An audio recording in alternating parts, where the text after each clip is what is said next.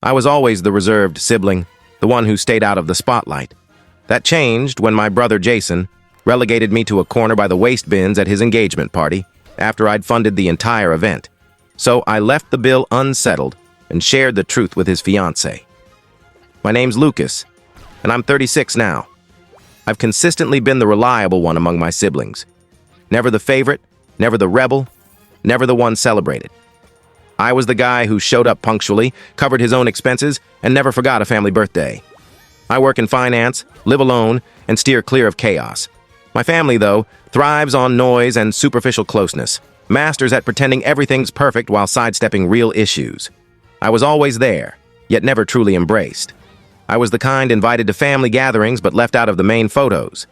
Growing up, Jason was the golden child, reckless and bold, always pulling stunts that somehow worked out. My parents ate it up, calling him a prodigy even after he flunked out of college, bounced between jobs, and moved back home at 30. Meanwhile, I grinded through university, held a steady job for nearly 10 years, and even chipped in for their mortgage when Dad's hours got cut. None of it seemed to matter. It didn't earn me a real place in the family. I told myself it didn't sting, swallowing the hurt. I kept quiet, kept helping, answered their calls, came home for holidays, and grinned through their veiled jabs. "Lucas, why so serious? It's just a party." Or, "We figured you were busy. You always are." I brushed it off, hoping one day my loyalty would make them see me as more than the guy bankrolling things behind the scenes. That illusion shattered last October. It started with a dinner. Jason had just proposed to Lauren, whom Mom instantly adored, calling her a blessing. My parents planned a lavish dinner at a fancy rooftop venue, way beyond their usual means. A red flag I should have caught. Mom called me weeks prior, her voice dripping with that familiar sweetness she uses when she needs a favor. "Lucas, we'd love for you to join us for Jason and Lauren's engagement party. It'll be such a special night." I agreed without hesitation, asking for the details.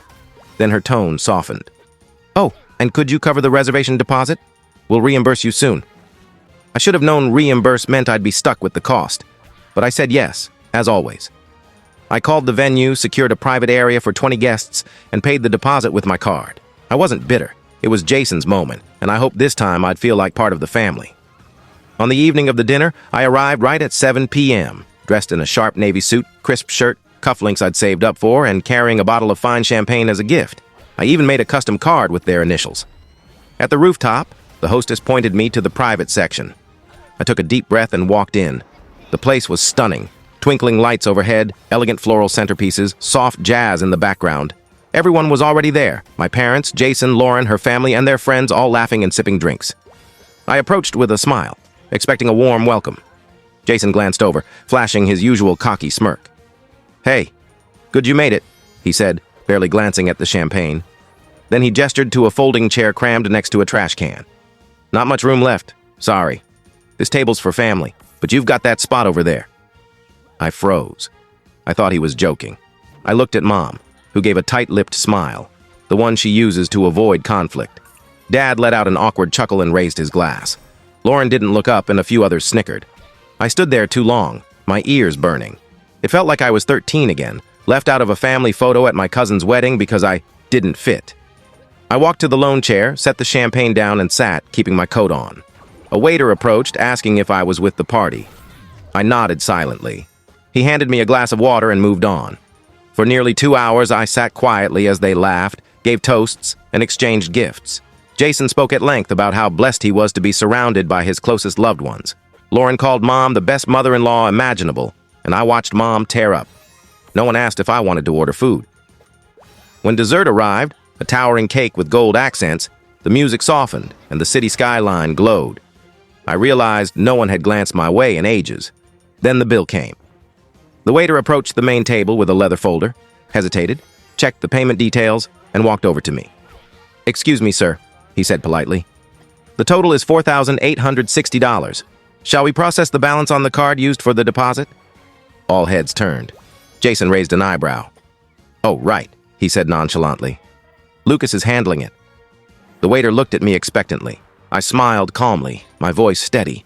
"I'm not with that group," I said loud enough for everyone to hear. They made it clear this table was for family only. The room went dead silent. The air felt heavy.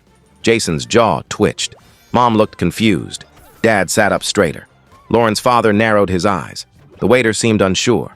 "But sir, you made the reservation." "I did," I said, nodding. "And I paid the deposit. But I wasn't seated with them. I was over here by the trash. So I'm not paying." No one moved. The waiter stood frozen, holding the bill like it was radioactive. Jason's face flushed, and Mom's eyes darted between me and the folder. "Lucas, wait," she said, her voice shaky. "What are you doing?" I shrugged. "Just following the seating arrangement. Jason said the main table was for family, so I figured I wasn't included." I turned to the waiter. "I didn't eat or drink anything. I wasn't part of the event, so I'm not covering the bill," Jason snapped. "Don't be ridiculous. It was a joke. You always make everything so serious." The jazz band faded to a low hum, and every eye was on me. For once, I didn't back down. "That's the problem," I said quietly. "You all think it's funny as long as someone else is the joke." Lauren looked unsettled, like she was piecing something together. Her father, stern in his suit, stared at Jason. "You invited him to your engagement dinner and stuck him by the trash?" he asked, incredulous. Jason scoffed, looking to Mom for backup. She forced a smile. "Let's not blow this out of proportion. Lucas always overreacts." I almost laughed. That was her go-to excuse. I was too sensitive, too dramatic. Anything to dodge the truth, that their tolerance of cruelty was the real issue. The waiter cleared his throat. "I'm sorry, but we need to settle the bill to close out." Silence. I stood, grabbed my coat, and headed for the elevator. Dad finally spoke. "Lucas, come on. You already paid part of it. Might as well finish it." That broke something in me. I turned slowly. "You're right, Dad. I did pay the deposit. I called 3 venues to find one with a rooftop like Jason wanted. I set the date to avoid his football schedule. I picked real flowers because Mom said fake ones would ruin the pictures. I paid the $1,000 non-refundable deposit without blinking. I showed up, dressed up, alone, for my brother. And what did I get? A folding chair by the garbage and a family that doesn't see me as part of it. I looked at Jason. "So now it's your turn to figure it out. You and your real family." Jason's face turned red, his bravado crumbling. I walked away, skipping the elevator and taking the stairs. Each step felt like a release, a mix of shock and adrenaline. I'd done something I'd only fantasized about. Outside, the cool air hit me like a wake-up call. I loosened my tie and kept walking, no destination in mind, just certain I wouldn't turn back. I thought that was the end, a bold exit, maybe some half-hearted apologies later, but the fallout was bigger than I expected. That night, still in my suit, holding the unopened champagne like a relic, my phone buzzed. Jason texted first. "Bro, seriously? Couldn't you just pay and talk later?" Then Mom. "You embarrassed us in front of Lauren's family. Was this about revenge?" Then a call from an unknown number. "Lauren." "Hey," she said softly. "Can I ask you something?" "Sure," I replied cautiously. "Did you really pay for everything, the deposit, the flowers, all of it?" I paused. "Yeah." Silence. "Because they told my dad you offered. That it was your idea." I was stunned. "I didn't offer," I said honestly. "They asked. I agreed. I wasn't trying to show off or expect repayment, but it definitely wasn't my idea." She exhaled. My dad's livid. He thought it was a generous gesture, but now he's saying he wouldn't have picked that venue if he knew the guy paying was seated by the trash. I stayed quiet. "He said Jason and your parents made him look foolish," she added. "I'm not trying to get involved, but you deserve to know." I thanked her and hung up. The chaos escalated from there. The family group chat, usually alive with holiday plans and cheesy memes, exploded. Mom. "Lucas, we need to talk. Call me." Jason. "You messed things up with Lauren's family. Fix it." Dad. "This is getting out of hand. Just apologize so we can move on." I didn't reply. This wasn't about a chair or a bill. It was about being the family's ATM, the errand runner, the backup plan. And now that I'd said no, they were scrambling. Lauren's father made things worse. Or better, depending on the view. A mutual friend, Brian, who'd always treated me decently, said Mr. Whitman went ballistic the next day. He'd paid for Lauren's top-tier education, supported her marketing business, and worked hard for a flawless engagement, only to learn Jason's family lied about the payment, humiliated their own kin, and left him to cover half the bar tab after I walked out. Brian said Mr. Whitman told Lauren at breakfast, if they treat their own blood like this, what happens when you're legally tied to them? Harsh. Jason was reeling. Wedding plans halted. Lauren moved to her own place to think, and her online wedding boards disappeared. Mom tried damage control with a long email titled, "Please." It was 5 paragraphs of sugar-coated guilt, claiming she never meant to hurt me, didn't realize I felt excluded, and that it had helped the family if I'd talked to Jason. The word apologize never appeared. Just excuses like, we didn't see it. You misunderstood. Don't ruin what we have over one night. I lingered on that last line. What did we have? Me driving 3 hours on Christmas Eve to deliver gifts because Jason wasn't in the mood to shop? Canceling my Spain trip to cover Dad's surgery costs? Co-signing their second car, which Jason borrowed and never returned? I didn't reply or reopen the email. 2 days later, Aunt Karen called, unexpected, since she's always been cool but distant, running her interior design firm with sharp professionalism. "Lucas," she said, "I heard about the dinner." I braced for a lecture, but she continued. "I'm not here to scold you. I'm glad you stood up. It was long overdue. That threw me." She sighed. "I know how your parents work. Always sweeping things under the rug, acting perfect. They've leaned on you too long. Jason treats you like you're invisible." "Thanks," I said quietly. "But why call now?" "Because the Whitmans are involved," she said bluntly. "Your mom's freaking out. She called me yesterday, begging me to make you back down. I told her you don't need a lecture. You need space. Maybe it's time they learn to stand without you as their crutch." That was the first time a family member saw me as more than a resource. That night, Jason texted, "Bro, Lauren's dad canceled the venue deposit, said we have different values. You need to fix this." I replied, "No, you fix it." He still didn't get it, still saw me as his safety net. So I made a choice, not the one he wanted. I logged into a joint bank account I'd set up a year ago when Jason was jobless and needed help. His streaming and gym memberships were still linked. I transferred the remaining balance, about $2,000, to my personal savings, then called the bank and closed the account. Jason called 4 times the next morning, frantic. "What did you do?" he shouted when I finally answered. "I had dinner plans with Lauren and my cards declined. The account's gone." "I know," I said calmly. "I closed it." "You can't just—" "I can," I cut in. "And I did. You said I'm not family, so you don't get access to my money." He switched tactics. "Come on, this is petty. You're just mad because people pay attention to me. You're jealous Lauren's dad took my side." I laughed, genuinely. "Jason, you think he's on your side?" Silence. "You'll figure it out," I said. "You always do. Maybe ask Mom for another card or let Lauren's dad teach you responsibility." I hung up. Hours later, Lauren emailed.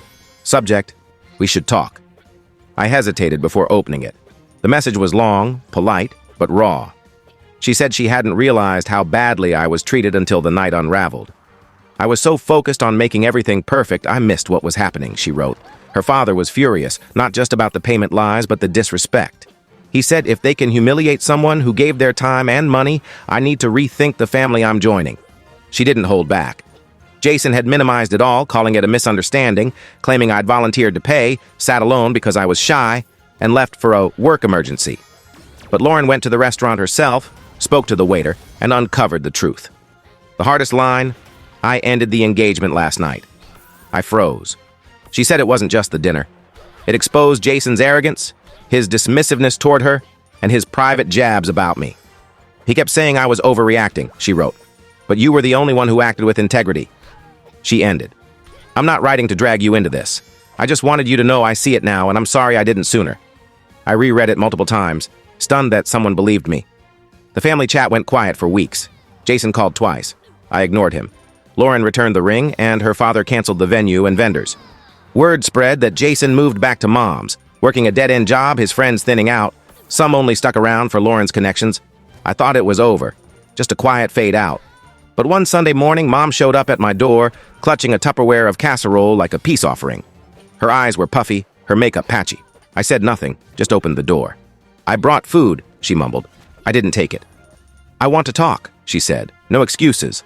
No blame." That surprised me, and I let her in. She sat at my kitchen table, like when I was a kid. Her hands fidgeted, and her smile faltered. "I owe you an apology," she said. I crossed my arms. "For what exactly?" Her face tightened, but she nodded. "You're right. For more than one thing." She took a breath. "I didn't want to see it. It was easier to ignore. Jason's always been loud, drawing attention. You never complained. You just handled everything. We treated you like you'd never break." I spoke up. "You know what's wrong with being a safety net? People only notice when it's gone, not when they're standing on it." Her lip trembled. "Your dad and I messed up. We let Jason act like you didn't matter." I didn't respond. "I can't undo it," she said. "And I know food and apologies don't erase years of being overlooked. But I need you to know I see it now, and I'm sorry." I studied her. For once, she wasn't deflecting or making excuses. I nodded. "Thanks." We didn't talk much after. She left the casserole and I walked her out. She didn't mention Jason or ask me to reach out, just said, "Take care," and left. Things didn't magically fix themselves, but they didn't collapse either. My parents started texting me directly, short, polite messages. Mom invited me to Thanksgiving, adding, "Only if you're ready." I haven't responded. I heard Jason's working a job he hates, living rent-free, probably avoiding his reflection.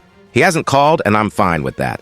I started reading about emotional boundaries, family dynamics, and finding inner peace. I finally took that Spain trip, bought noise-canceling headphones, and started therapy. Not because I'm broken, but because I'm worth healing. I didn't pay that bill, but I reclaimed what I'd been owed for years. For the first time, I'm not by the trash. I've claimed my own place. Thank you for watching my story. If you enjoyed it, please subscribe and press the bell icon. Stay tuned for more real-life stories and get more experiences.